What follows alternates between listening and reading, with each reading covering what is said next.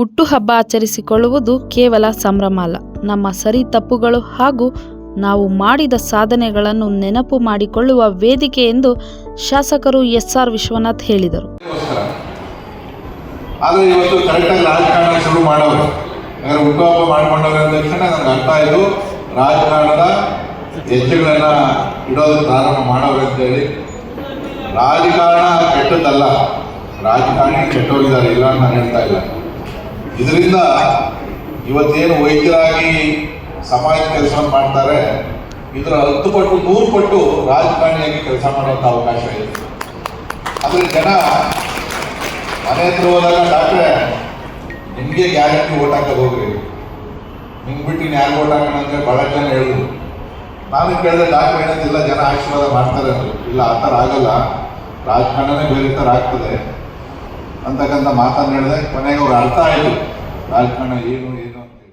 ಯಲಹಂಕದಲ್ಲಿರುವ Madhura Milan convention ಹಾಲ್ನಲ್ಲಿ ನಡೆದ ಮಾನಸ group of ಆಸ್ಪತ್ರೆಯ ಮುಖ್ಯಸ್ಥರು ಡಾಕ್ಟರ್ ಎಚ್.ಎಸ್. ಶಶಿಧರ್ ಕುಮಾರ್ ರವರ 60ನೇ ವರ್ಷದ ಸಾರ್ಥಕ ಜನ್ಮದಿನಾಚರಣೆ ಆಚರಿಸಿದ ಸಂದರ್ಭದಲ್ಲಿ ಜ್ಯೋತಿ ಬೆಳಗಿಸಿ ಅವರು ಮಾತನಾಡಿದರು. ಡಾಕ್ಟರ್ ಶಶಿಧರ್ ಅವರು ಮಾನಸ ಆಸ್ಪತ್ರೆಗಳನ್ನು ನಿರ್ಮಿಸಿ ಆರೋಗ್ಯ ಆಶ್ರಯದ ದಾಸೋಹಕ್ಕೆ ಸ್ಫೂರ್ತಿಯಾಗಿದ್ದಾರೆ ಎಂದರು. ನಂತರ ಸುವರ್ಣ ಕರ್ನಾಟಕ ಜನಶಕ್ತಿ ವೇದಿಕೆಯ ಸಂಸ್ಥಾಪಕ ರಾಜ್ಯಾಧ್ಯಕ್ಷರು ನಾಗೇನಹಳ್ಳಿ ಕೃಷ್ಣಮೂರ್ತಿ ಮಾತನಾಡಿ, ಡಾಕ್ಟರ್ ಶಶಿಧರ್ ಅವರು ಸರಳ ಸಜ್ಜನಿಕ ವ್ಯಕ್ತಿ.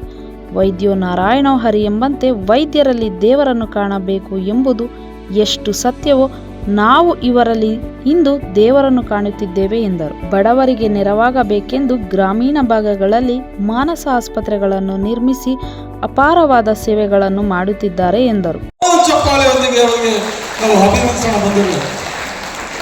ಈಗಾಗಲೇ ಅನೇಕ ಹಿರಿಯರು ಕೂಡ ಮಾತಾಡಿದ್ದಾರೆ. ಎಲ್ಲ ಹಿರಿಯರಿಗೂ ಅನ್ಸುತ್ತಾ, ನಮ್ಮ ಸುಬ್ಬು ಡಾಕ್ಟರ್ ಸಾಹೇಬರಿಗೆ ಅನ್ಸುತ್ತಾ, ಶಶಿಯಣ್ಣ ಅವ್ರ ಬಗ್ಗೆ ಏನು ಹೇಳ್ಬೇಕು ನನಗೆ ಗೊತ್ತಾಗ್ತಾ ಇಲ್ಲ. ಅವರ 60ನೇ ವರ್ಷದ ಸಾರ್ಥಕ ಜೀವನದ ಜನ್ಮದಿನ ಅಂತ ಹೇಳಿದ್ರೆ ಬಹಳ ಹೆಮ್ಮೆ ಆಗತ್ತೆ. ನಾವೆಲ್ಲ ಈ ಜೀವನದಲ್ಲಿ ಏನೂ ಮಾಡಿದ್ರೆ ವಯಸ್ಸಾಯಿತು, ಆದರೆ ಡಾಕ್ಟರ್ ಸಾಹೇಬರಿಗೆ ವಯಸ್ಸಾಗಿಲ್ಲ. ಅವರ ಸಾಧನೆ 60 ಅಲ್ಲ 6 ವರ್ಷಗಳಾದರೂ ಕೂಡ ಇತಿಹಾಸ ಪುಟಗಳಲ್ಲಿ ಉಳಿಯುವಂಥ ಸೇವೆಯನ್ನು ಮಾಡಿದಂಥ ನಮ್ಮ ಡಾಕ್ಟರ್ ಸಾಹೇಬರಿಗೆ ಸುವರ್ಣ ಕರ್ನಾಟಕ ಜನಶಕ್ತಿ ವೇದಿಕೆ ಮತ್ತು ಎಲ್ಲ ಕನ್ನಡ ಮನಸ್ಸುಗಳ ಪರವಾಗಿ ಜನ್ಮದಿನ ಶುಭಾಶಯಗಳನ್ನು ಕೋರ್ತಾ, ಹಾಗೆಯೇ ಅವರ ಒಂದು ಮದುವೆ ಹಬ್ಬ ಕೂಡ ಅಕ್ಕವರು ಇಲ್ಲೇ ಇದ್ದಾರೆ.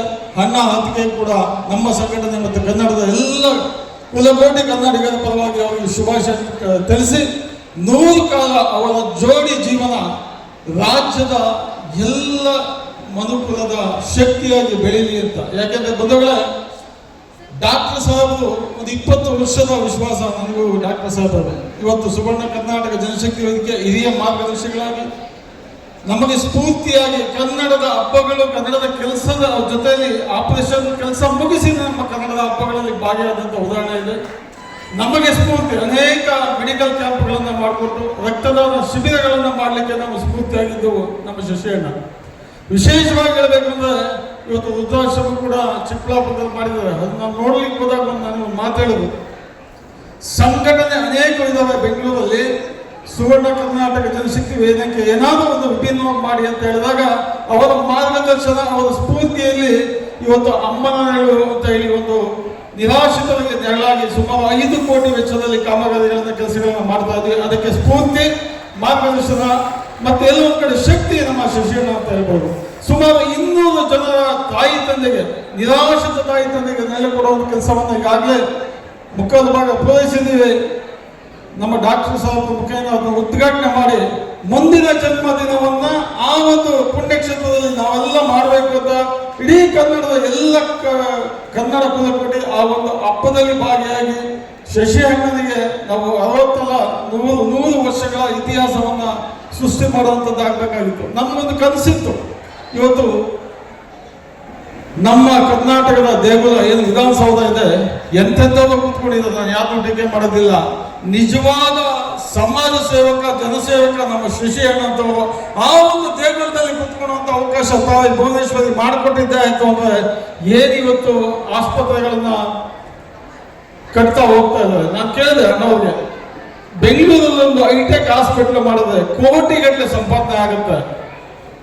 ಇಷ್ಟೆಲ್ಲ ವಿಷಯಕ್ಕೂ ರಾತ್ರಿ 1 ಗಂಟೆ 2 ಗಂಟೆ 3 ಗಂಟೆ ರಾತ್ರಿ ಎಲ್ಲ ಕೆಲಸ ಮಾಡ್ತಿದ್ದ, ಬೇಕಿರ್ಲಿಲ್ಲ, ಒಂದು ಹೈಟೆಕ್ ಹಾಸ್ಪಿಟಲ್ ಮಾಡಿ ಬಿಟ್ಬಿಡಿ ಸಾಧನೆ ಅಂತ. ಆ ಒಂದು ಮಾತನ್ನ ನನಗೆ 10 ವರ್ಷಗಳ ಹಿಂದೆ ಹೇಳಿದ್ರು.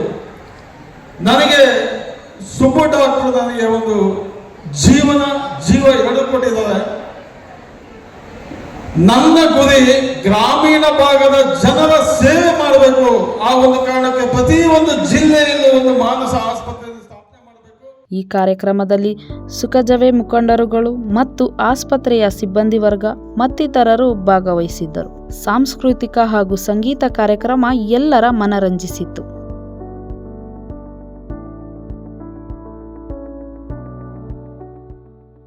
ಮೆಂಡು ನ್ಯೂಸ್ ನೆಟ್ವರ್ಕ್, ಸತ್ಯದ ಕನ್ನಡಿ.